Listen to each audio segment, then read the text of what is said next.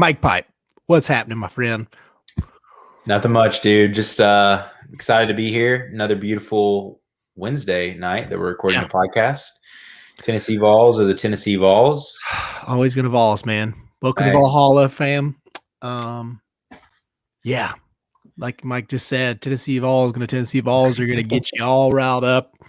Man, They're gonna get a big win over a big time Kansas team on prime time Saturday night.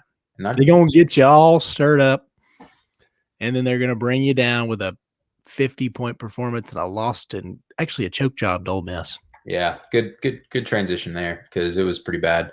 Worst we've looked offensively. I don't know. I would say in a while, but honestly, we haven't looked that great offensively other than the Kansas game. Kind of showed up. That's it. Yeah. So we're going to talk about that. We're going to talk, obviously, National Signing Day today. Wasn't huge, wasn't explosive, nothing, anything. Yeah. There's some signings. Things happened. But, December kind of takes over. Early signing day just takes the fun out of what – because I know you loved National Signing Day. Listen, man, I've been a National Signing Day believer since about age 13, 14. Got my rival subscription for probably 7th grade.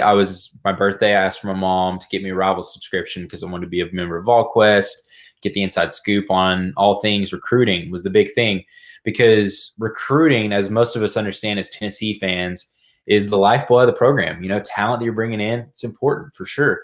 Mm-hmm. And then on top of that, it's probably the greatest time of hope for Tennessee fans because, let's be honest, results on the field, subpar. Results on the recruiting field, been a little better. Maybe not as good, but still it's like, oh, we're top 10. Hey, ho. Yeah. But yeah, I'm a big recruiting nut, and early signing day has kind of ruined National Signing Day, but that's okay. Yeah. It's not the same, but it's still great. It's still nice. Then we'll talk just general hype levels, where we're at. What's our hype level, if you will? Proud of that one. As always, today is brought to you by Parkway Pourhouse. Best wings in Chattanooga. Hands down. Great selection of cold beverages, adult beverages. And, man, just the host of our watch party this Saturday versus Kentucky. But also a little partnership with Action 24/7, Tennessee's very own sportsbook, baby. Tennessee owned, Tennessee bred, baby. Wow. It's been great. These guys are awesome. They're going to be hanging out on the patio with us. Parkway is going to be hosting the event, treating us right. George and those guys are amazing people. So come out, hang out with us, Parkway Pourhouse. Be there about 7 o'clock. Try to get the patio to get your spot out there. Come enjoy some drinks, some food, and just a good time. We got some Action 24/7 is going to be giving us out some free swag. And if you sign up with them, you'll probably get you a free beverage. So that's always nice. Yeah. Free 99, favorite price. Hey, free 99, baby. Have you seen that new commercial? It's TurboTax, and it's just an auction. He's like, free, free. You free. Yes. Pretty great. I'll take that. So hopefully come on down, enjoy the time. It'd be great. But basketballs, man, you talk about looking rough after the best offensive performance we've had all year. What did you think about last night, especially after what looked like a great early start? Man, it was a rough game to watch. We had that cold streak where we went I think 12 minutes of the game with one field goal, Yeah. That was brutal. I think that's what this team, we have to figure out who your go-to is or find a way to generate some offense when you get in these slumps. Cause I think those are the things that are killing the team, is not being able to get out of a slump. I think the teams that Tennessee's had in the past, you go back to Grant Williams, Admiral Schofield, you had these guys that you could rely on to get you a basket when you really needed one. Mm-hmm. And I don't really know who that is for this Tennessee team. They kind of lack that. I don't know about alpha, but they lack the guy that's all right, this is the guy that if we need a basket, this is who we're going to run the offense through. Yeah. I think some of that's coaching, if I'm honest. I love Rick Barnes, think he's a great coach. Think he's an extraordinary developer of talent, think he's an extraordinary recruiter. But I think he's got to do more to get these guys ready and kind of help them break out of that slump, whether it's call a timeout, draw up a good play, because you can't have slumps in the game where you're going 6 minutes without scoring, 7 minutes without scoring. I mean, that's just – you're not going to win any significant games doing that. So, disappointed. it's not like we really, I mean, they did out rebound us, but it wasn't by a tremendous amount. I think it was just one of those things where you held the team to 52 points. Really, you should expect to win Exactly. the game. Yeah. So, Because Dane was talking about it last night on the broadcast, was if what this Ole Miss team's going to have to do offensively. I mean, you thought you're going to have to keep it in the 60s, but I mean, they kept Tennessee to 50 points, man. That's ridiculous. Like that, like you said, there's nobody on this team that can just go get a bucket. yeah. And I don't know exactly who that should be. I have my idea who I think it should be. I don't know if he's that type of guy. I think he's coming along that way, but I really do think who has the size, who has the ball handling ability, it should be Josiah. Yeah, it should. Springer didn't have his best game. That was his thing, was, once we get Springer back, you come into the winning echelon, I guess. But he was 1 for 7. And yeah, he attacked the bucket, but he didn't, he wasn't looking pretty. He didn't finish. Looked pretty solid defensively again. Yeah, he is that. He is a secondary ball handler. Keon's just not there. Keon, as athletic as he is, he and Pons he's more aggressive than Pons, at least getting to the rim. Pons looked good, had, his jump shots looked a lot better. But Keon getting to the rim has just not been super, super efficient outside of a couple times. But I really do feel like Josiah has the ability. He's been knocking down shots, especially in those zones. You got to be strong with the ball. And we're just not finding passes. I just don't feel like when you watch the game, do you feel like they, especially on the interior, I feel like this Tennessee team really misses a lot of, I mean, they're quick stuff. Like if you're going to catch it in the middle of a zone and you got a quick dump down, it's milliseconds. Yeah. You got to be quick. I feel like this Tennessee team doesn't have that. I mean, do you feel like there's just a little bit, like, do you think the chemistry part and the hesitancy, like, I don't feel like there's a great passer on this team. Like, do you feel the same way? Yeah, I mean, I think I definitely feel the same way. And I think that's part of what made Grant such a special weapon as a player, was that he could go be the guy that got the bucket, but also he was such a good facilitator that if the team tries to double team him, then he can also dish it and find the open man in the corner. And I don't think you can trust Fulkerson or Pons to be that down low. No. I do think Triple J is your best guy. I mean, I just think like you said, the size, the physicality, the speed, the ball handling, but even with him, his shooting is inconsistent. So it's like you really need him to get to the basket and get a layup or get a dunk. Yeah. But he's a guy that could do both, that could facilitate. And I think that hopefully he'll continue to grow into that role over the course of the season, and hopefully be ready come tournament time, because I think this team has an immense amount of potential, and anybody can see that on like their day, they can blow out Kansas, Yeah. But then they got their days too where they lose to Ole Miss. So it's like, it's a little frustrating. I like to see some more consistency. The thing that I do like, though, is I felt like this Tennessee teams in the past have maybe peaked in January or like maybe even early February. We're playing their best basketball. It does seem like this team still has a lot that they can figure out, a lot that they can grow into for the remainder of the season. And maybe they'll be playing their best ball come tournament time. Yeah, I hope so, because everybody sees the potential. I mean, especially with the 2 freshmen starting. I've really liked the lineup. I know it was bad last night, but defensively, effort-wise, and I think that starting 5 of Fulke, Pons, Scovey, Johnson, and Springer is your closing and your starting, which sometimes that differs. I mean, if you're going to look at pros, sometimes, you bring in like Iguodala off the bench and he'll be your, your closing 5. But I think that's your best closing 5 for Tennessee, and it's your best starting 5, which is not always the case. You might roll out. It depends on the day.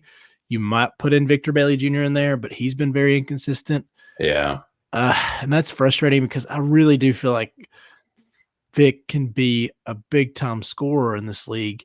He's just not hitting everything. He's a guy that I feel he also has the stroke when he does shoot it. I'm like, that's going in. It's just not going in. So he is somebody that have a lot of confidence in, but it's not been looking great. What are your thoughts on Fulkerson so far? Because I just don't feel like he's getting the touches and the looks that he probably should. That's got to be something a priority, right? I mean, to get Fulky the ball more because he had the first 4 points of the second half and then didn't get another shot. Yeah. And I think that's kind of what's been hard for this defense or hard for this team is that Fulkerson's been kind of inconsistent. And I think because of that, it's kind of caused the team to be inconsistent. Because at times they haven't known, okay, is he our go-to? Is he the guy that we can really rely on and be the source to generate the offense? And he's shown that because, I mean, look at last season. He had, I think it was like a 27-point game against Kentucky, like was lighting the world on fire for the season. Yeah. And when he's on, he's one of the best players in the SEC. But I just don't feel like he's a guy that has shown that night in, night out, he's going to be your guy. Just because I don't know that he adjusts very well to defense. Like it seems like if the defense double teams him or they drop a guy down on him, he doesn't really pick up on that. He'll, try to force something into the double team rather than distribute the ball and give somebody else an open look. So I really like Fulkerson. He's like honestly one of my favorite Vols, but I just think I don't know. I just think he's too inconsistent to rely on night in, night out. And I think because of that, this Tennessee team is maybe a little inconsistent. Yeah, I know. That's why, because I mean, people like Josiah really frustrate me because he looks so good early on. He hit those 3 threes early, and you're like, okay, this guy's going to tear it up. But then sloppy turnovers, lazy turnovers, because I think Josiah has some of the highest potential on this team, and also with Keon. And Fulkerson just took a humongous hit. I don't know if it was like you don't have the necessity to be like super alpha, go get a bucket. And sometimes that just takes away from guys. Sometimes that mindset's tough because you want to, appease other people, especially when it comes to this team because there's so much talent. There's so much talent, but I don't think it's great offensive talent. I think there's a lot of raw skill. I think there's a lot, especially when it comes to Keon, because at times you're like, oh man, this guy's got it. Like that was a big shot last night. For him to he was pumped that he got that ball because he knew he was going to go in. Yeah, you're down. Was he down 5? He hits that 3. Like that's a big shot. I mean, I know it was one of those deals where and then he misses the free throw, but he's somebody that does want the ball. But sometimes he gets himself in trouble because he's just not quite there. He doesn't have great moves offensively to beat somebody off the dribble, even though he probably should. Like he's so athletic, but you could see that against who was I watching? Who was I thinking of? Maybe it was Florida that I was thinking of. Like he kept attacking the bucket, but it was slow. It was there's no quick jab. There was no beat off the dribble out of the triple threat. And he just never found it. And it's just so frustrating because he'll get down 9 feet away and then do that thing where he backs somebody down and he gets trapped and he picks up the ball and you're like, stop doing that, man. Just stop doing that. It's because that's a killer for this offense because he does it out of rhythm. And that's the thing is you might be onto something about the coaching part was because I feel like this team has zero rhythm offensively. Even like in their good games, it's just because they're in Fuego. Like it's just because like people were just making big shots and sometimes you find open stuff and sometimes that just comes from bad defense. Maybe it not, if you're just on offense and you just make the right pass and you're just hitting everything. That's kind of how I felt a little bit with Kansas because they just came out on fire. Right. So I don't know, man. Like, do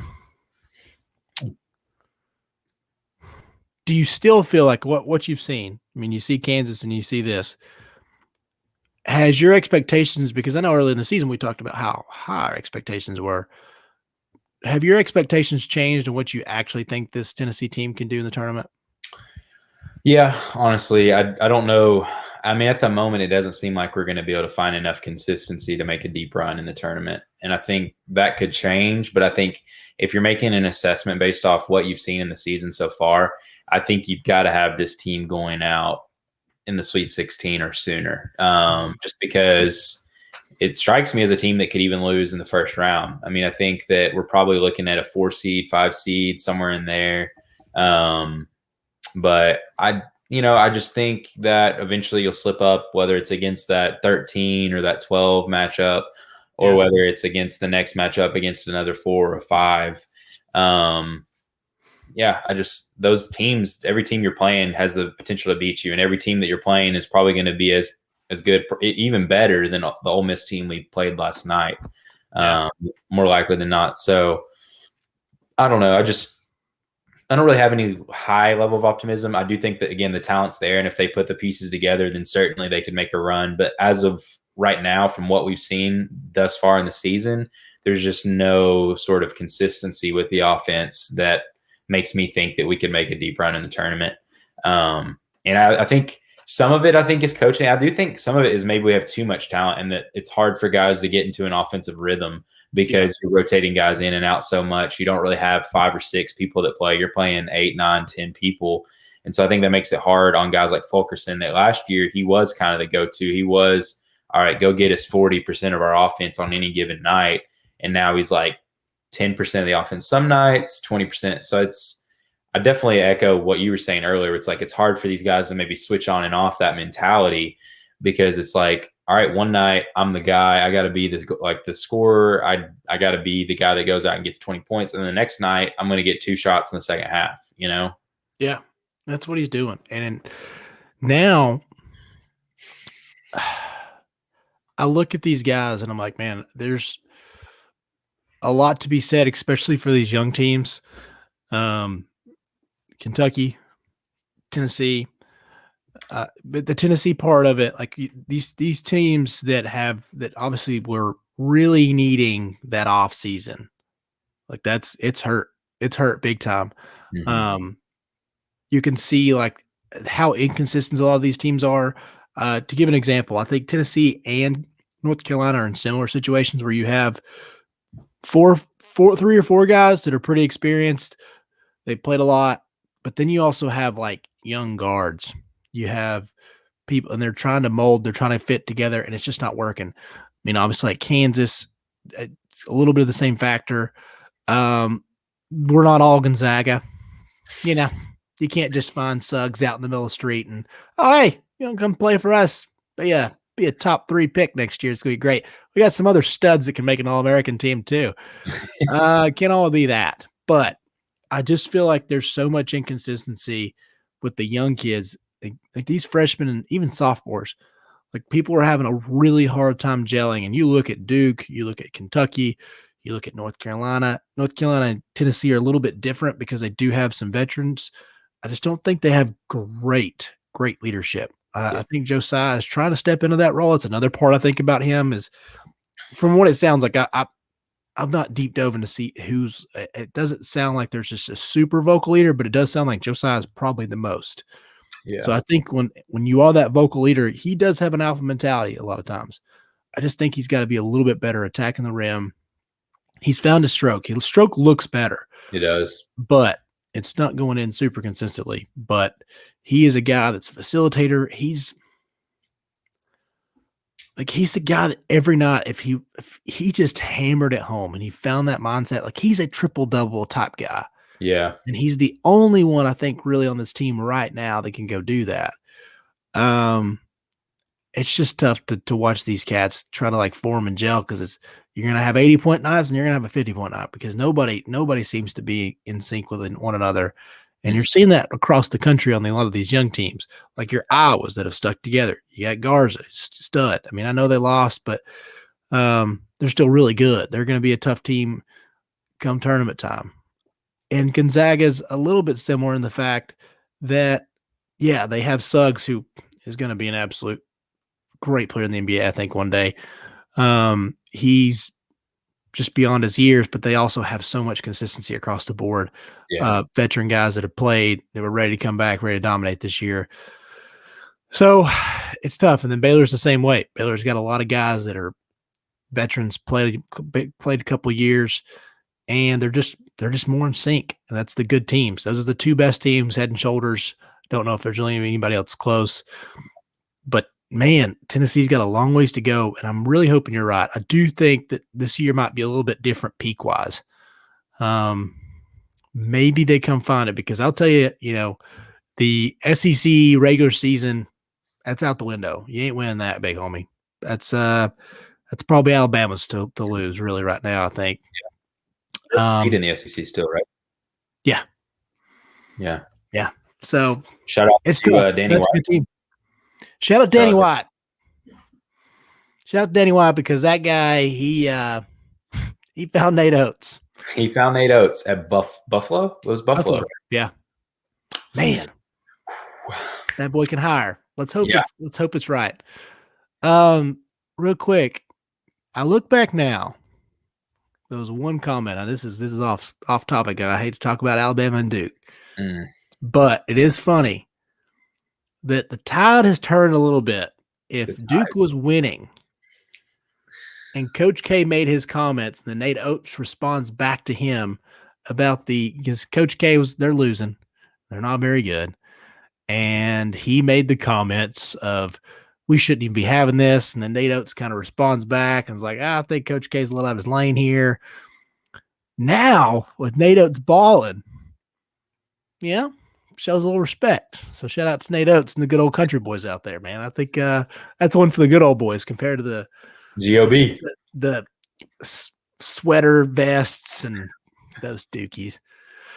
Anyways, man, but let's talk. We'll get to Danny and Josh here. We'll get to Josh now a little bit. National Signing Day, big dog.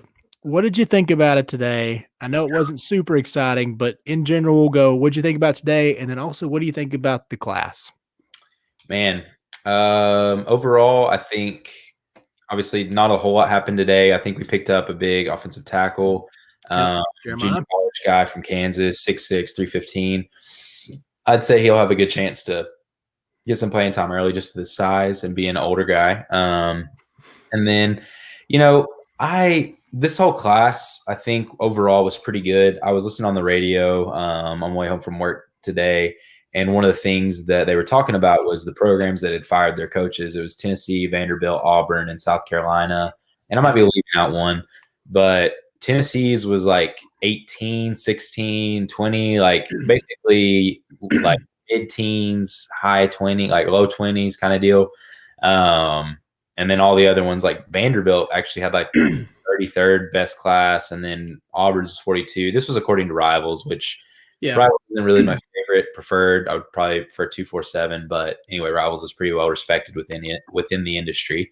And then South Carolina was like 78. Like they had a pretty rough class. So yikes. I think all things considered, Tennessee finished atop of Auburn, on top of South Carolina, Vanderbilt, all these other schools that lost their coach. And Tennessee will have some guys that look to get out of their LOI, their letter of intent, which some of them signed at early signing day back in December. Dylan Brooks is one. He's a guy from Alabama that was going to be a really good player for us, but looks like he's probably heading elsewhere. That's the one I'm going to miss the most. Yeah. And we needed a guy on the edge like him. Like he can play outside linebacker, defensive end, get to the passer. But then there's guys like Cody Brown too, who apparently was like a borderline take because of how he's going to fit into the offense. Like he's not really a speed guy. He's more of like a bruiser. Yeah. Probably would be better in like a I formation or a guy like a formation where he's got a 7-yard start versus a 5-yard start. And so, I mean, people like that are probably going to look to get out of their LOI. So I think the class will drop some. But overall, I think you held on to a decent class. You've still got some good pieces there. Caden Salter is one that obviously a lot of people have their eyes on. Dual threat quarterback out of Texas. He's quick. He's got a good arm. And we all know Heupel has a really good reputation as developing quarterbacks. So the numbers are gonna be there for our QBs, by the way. Like that, I mean, just looking at his stats, I mean, he was 8th in the country last year in their worst year. Yeah. Offensive rankings numbers. Right. And so you look at how they performed over his 3-year stint at UCF. They were, I think first in points scored. Like if you basically average out everybody's stats over a 3-year stretch, first in yard, like they were a really, really exceptional offense for all 3 years. And some of that you can chalk up to having an easy schedule compared to the talent that they fielded. But I read an article by Fan Run Radio. Shout out Fan Run Radio. No free shout outs. No free shout outs, baby. No free shout outs for the boys. But anyway, so Fan Run Radio read an article and they were basically highlighting the job that Heupel had done in each stop. And one of the things they highlighted was his performance with Missouri. And everybody knows like the years that they had Drew Lock, they had a really good offense. And some of those stats looked like they were kind of, I don't know, artificially inflated by bad opponents that they kind of scored a lot of points on and then didn't do so well against some better teams. True. But here's the takeaway. The year before Coach Heupel got there, they were the second worst offense in the country. 280 yards per game is what they averaged. Yikes. To give you a frame of reference, Tennessee was like, I think, 340 last year. So you're talking about 60 yards less of offense than Tennessee had last year. And Drew Lock had like 4 touchdowns and 7 interceptions, 1,300 yards passing over, I don't know, like 6 or 7 games. He was not a good quarterback. And then man, Tennessee was an absolute snooze fest to watch this year. Yes. What is 260? 260 is bad. It's bad. That's atrocious. Oh, it's terrible. And so you think about how bad that is. You think about how bad Drew Lock's stats are the year before Heupel gets there. Enter Heupel, they go from 280 to over 500 yards per game of offense. Holy crap. Next year, what? Yeah. I said, holy crap. Yeah, holy crap. Next year they do it again. They go over 500 yards of offense again. And this is at Missouri after a rough year. Yeah. So I think to me that got me like I was probably about a 6, maybe a 6.5 on the hype train. Yeah. But now I would say I'm about 7.5. Like I'm pretty optimistic about our chances of at least fielding a good offense and hoping that he can kind of figure out all the other aspects that come with running a college football program as the head coach. Okay. That's solid because I do wonder where like we talked about earlier. I don't know if I'm cool with maybe doing if you win 5 games, let me try to spin this. 1 second. If you were to pick like a way that we saw Tennessee next year, would you want 5? If Tennessee only wins 6 games, but they're fun. I mean, there's going to be a level of hype. See it there. And there's going to be a lot of offense. You're going to score a lot of points, but there could be some loss of games because I don't feel like there's going to be a ton of talent. I mean, we lost 2 guys that are going to be really good running backs in college football next season. Yeah. I'm really excited because I'm also a Carolina fan. So I'm really excited to see Ty Chandler in that offense. Mm-hmm. That boy's going to put up some fat numbers. Yeah. So back to my question here. If we're 5 to 6 wins, but very fun, high scoring offense, probably lose to some games because of defensive ineptitude, still trying to find a coordinator. If we're 5 to 6 wins, but fun and in games, are you pleased with the hype train that next year? I think so. I mean, I think, the big thing that Tennessee needs is we need to pick up some momentum. And I think some of that is just perception of the program. And I think some of that would occur if you're close in games and if you're putting up a lot of offense. A big guy that every Vol fan, not every Vol fan, but most Vol fans are looking forward to seeing how his recruitment plays out is Ty Simpson. He's a kid out of west half of the state, Tennessee, quarterback that's rated in the top 50, I believe, overall, like not just like among quarterbacks, but top 50 in the country. Overall, really good player. And he's good friends with a lot of the in-state kids for that class of 2022. So he's a guy that if we were to have a really good offense, I know he's going to commit in 2 weeks, but things can change. And I think if he sees Tennessee putting up, let's say we are averaging 500 yards of offense next year, and basically that would be us being the equivalent of like Ole Miss this year, where it's like, are they a dominant team? No, but they're fun to watch. They're putting up a lot of points. Like, let's be honest, Ole Miss is an exciting and probably definitely a better position than we are right now as a program. 100%.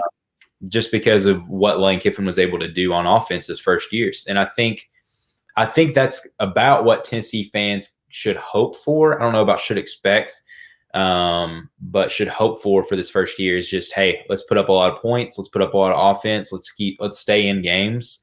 and let's see what happens. And I think if that happens, you might pick up guys that are on the fence, like Ty Simpson and like some of the other in-state guys, and then we can build some in-state recruiting momentum, and then you can get more talent in here, and then you can compete at a higher level, maybe go for 8 wins or maybe even 9 wins. And so, I think perception is everything. And I think if you're at least putting up a lot of offense and staying in the games, I think that definitely helps your case of showing people that your program's heading in the right direction. 100%, because that's the way the world's working right now, and especially in football, is got to be fast. You got to be fun, because it's got to be entertaining. There's going to be guys, like you said, Ty's going to be somebody that you watch this program and you're like, oh man, that's how guys win Heismans. You know, numbers don't lie. Yep. And I think for Tennessee to come back and have, just to echo what you're saying, the change of perception, the excitement level in a stadium. You play Rocky Top after touchdowns over and over again. You get fans having some cold beverages. Like it, Yeah. That's fun. It's fun to be there, because you feel like even if you're not winning every game, you feel like you're in it. And that's a huge perception change from what Tennessee is. If you feel like you have a chance, people are going to show up. People want to be there. Yeah. That's just not been a feeling for a long time. Mm-hmm. A little bit, I thought, from 2 years ago. I think when you have the guys like Callaway and, what we were doing with different guys, Jawan, like those guys, you always kind of felt like you were in it at least a little bit. Yep. Because you could make a big play. Yep. I don't know if they have any studs. There's just not a lot of, like, Velas is, there's some fast guys, maybe some guys turn up. Velas could be somebody that turns around this offense and be like, oh, wow. Yeah. He's good. Hype might figure out ways to do it for him, I think he's going to get guys the ball and some fun, creative ways. He's going to spread it out. It's going to look totally different, and that's going to be nice to look at. I'm going to be honest. Just change what we've been doing. It's not going to look – you're not going to be Kansas City. We're not going to turn Harrison Bailey into freaking Patrick Mahomes overnight. We might. Maybe. Could he might put up ridiculous numbers on some rough defenses, because it's not the toughest schedule in the world either for the next 2 years. Your best, and now I'm not ragging either one of these teams, because right now I don't know if Tennessee can beat.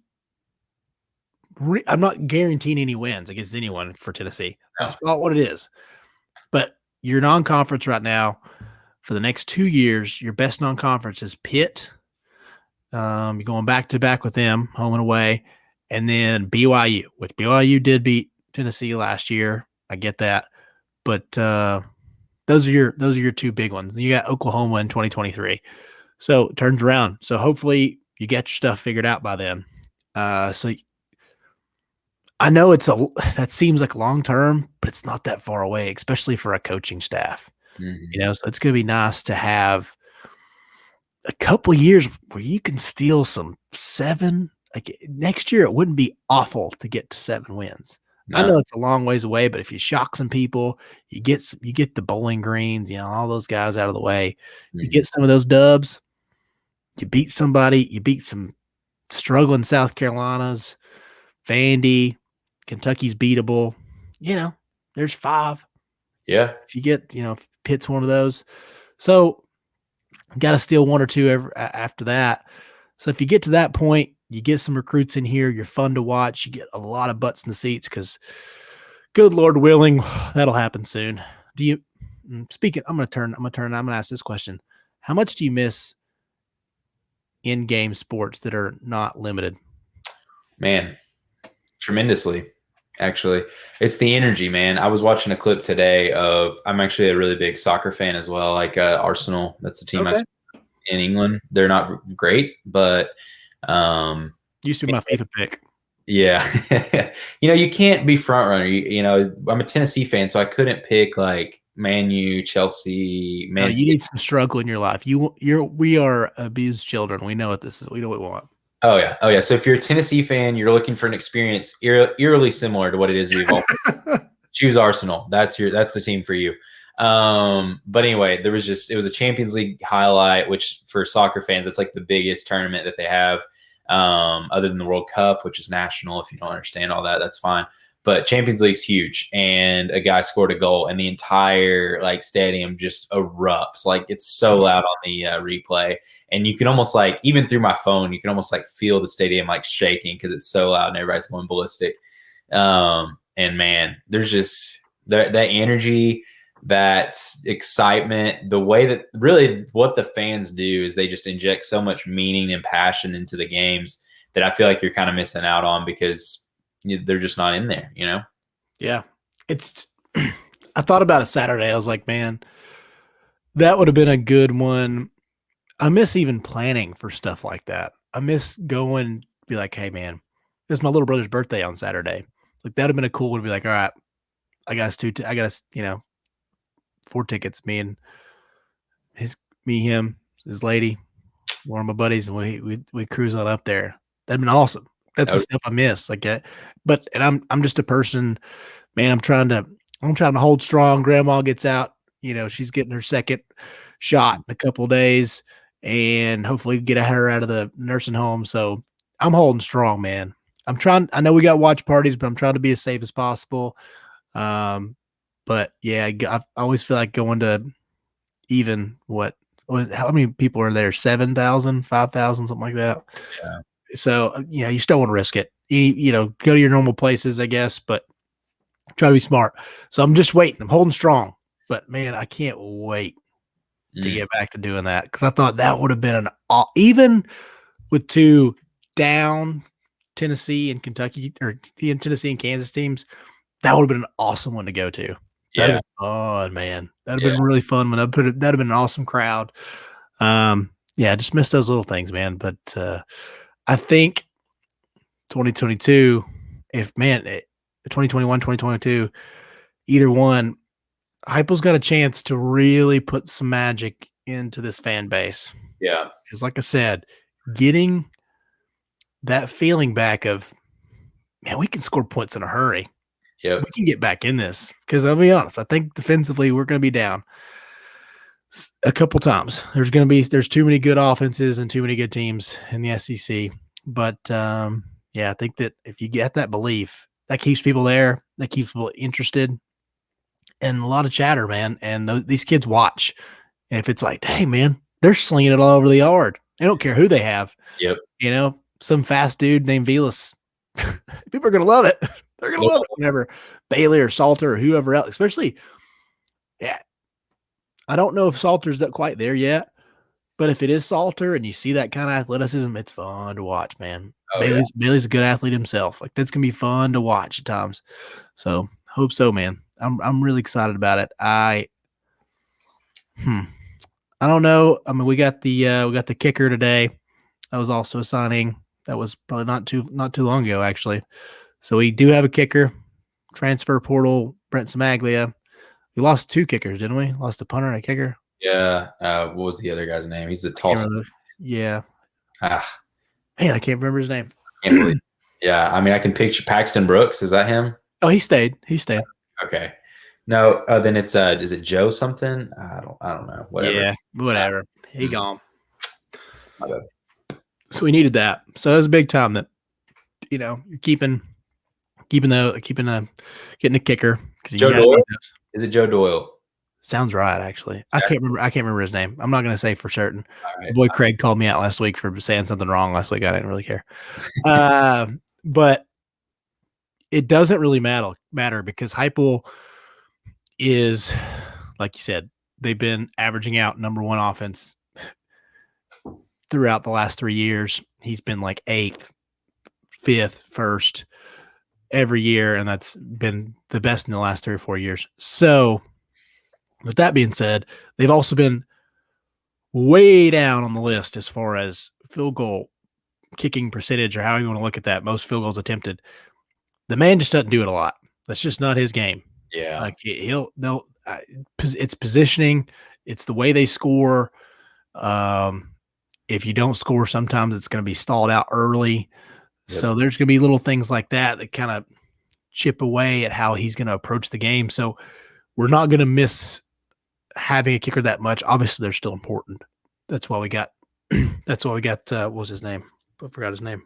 I lost it. I'm looking it up. Oh, sorry. Great content. Chase McGrath. That's McGrath. Great name and great first name, Chase. Chase. Can't believe I forgot that, man. I feel like sorry, Chase McGrath. Shout out. Free shout outs. But man, it's not gonna be a necessity all the time. So just need some guy to be able to make extra points. And if all else failed, it sounds like Paxton Brooks used to kick in high school, so we could have just be like, hey dude, make extra points. Okay. That's all you need. Kick off. I wouldn't hate it. I wouldn't hate it if we were going for it every time. 4th and 12 from our own 20. Just bring the fun. Let's go for it, baby. We don't have a kicker. We don't have a punter. That's fine. Also, 2-point conversion every time.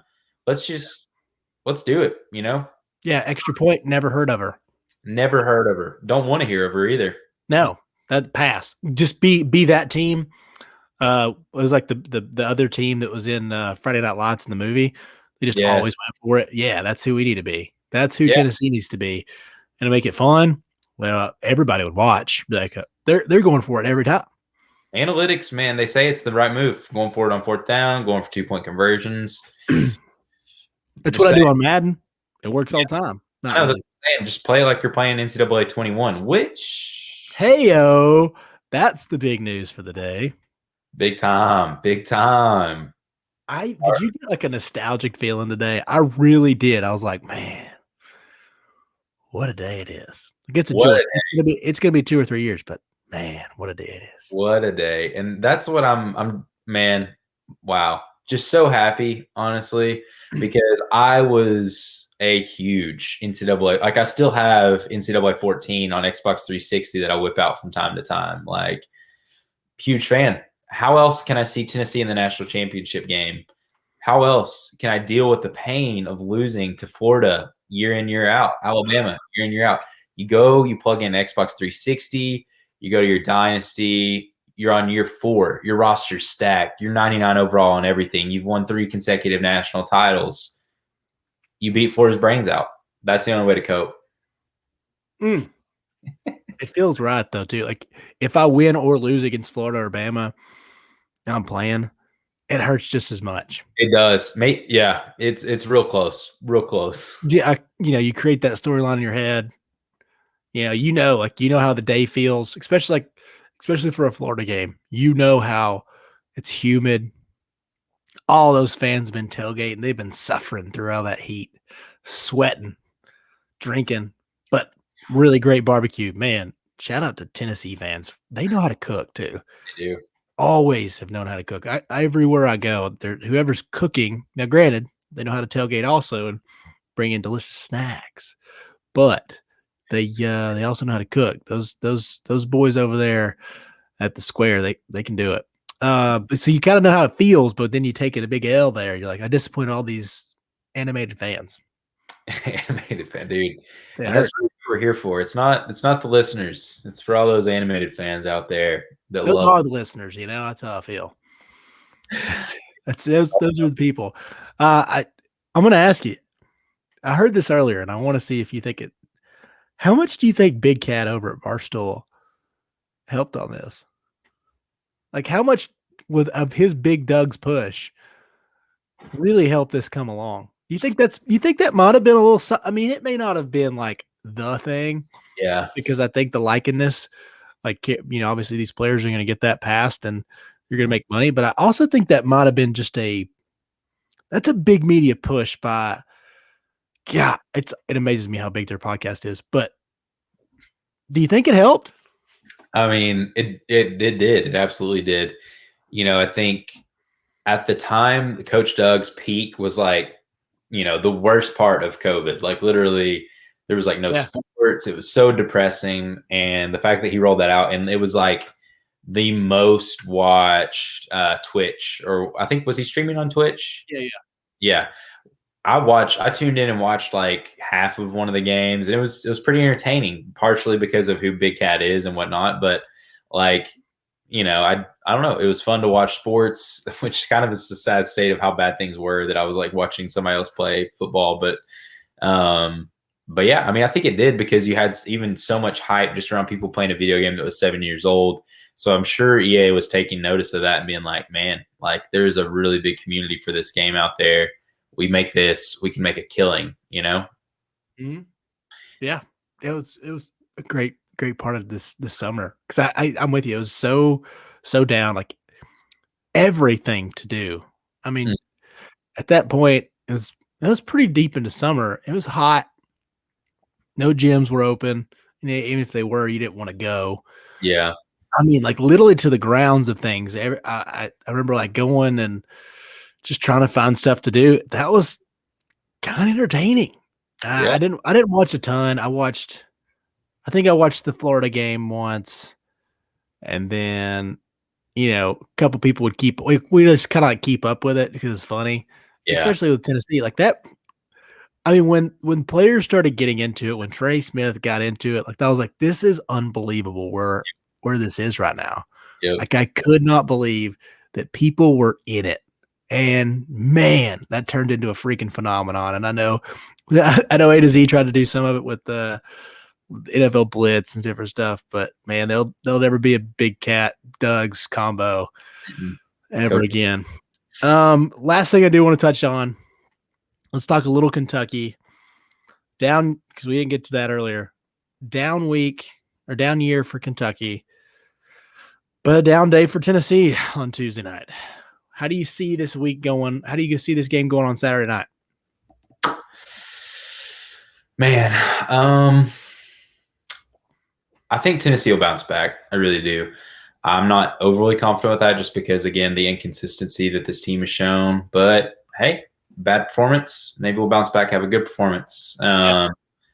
Kentucky's obviously had a really bad season. I think they're like 5-10 right now. It's their worst season, maybe ever.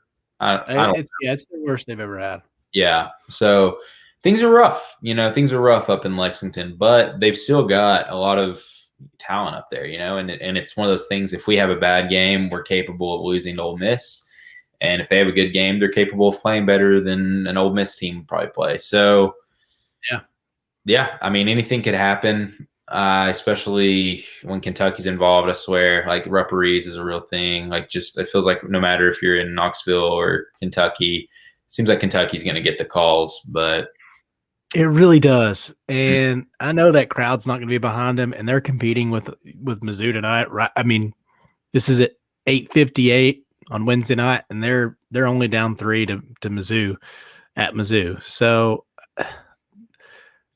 it's these Kentucky games, and I know this is a vibe, whatever, but this seems like one of those where Kentucky gets I could see the storyline being Tennessee absolutely crushes Kentucky, because I also have seen them play, and I'm like, man, they're not very good. This is not the ultra talented freshman squad. No, they don't have that. That talent is not fully there. right, Tennessee is more talented. I'll yeah, say that, top to bottom. But they're also still talented. I'm not saying this is no, it's not Anthony Davis, but it's not, the just the crap teams you've seen before, say across the probably SEC. not a true 5-10 team. Honestly, like No, talent wise, they're not that. And that's okay. But, they've got guys that can score. But I could also see the Tennessee crushing, and I could also see that Kentucky bounces back and gets a big win. Are they finding their stride? If they wound up winning against Missouri tonight, a lot of confidence going in. Or yeah, even if they play them close, this is going to be a close ball game going up to Rupp. These young freshmen are ready to do it up in Kentucky and ready to face off against the struggling team. It's got a number beside it. No yeah. matter what, that's still a thing. Mm-hmm. Kids get up for that. They get ready to play when they see a number beside Tennessee.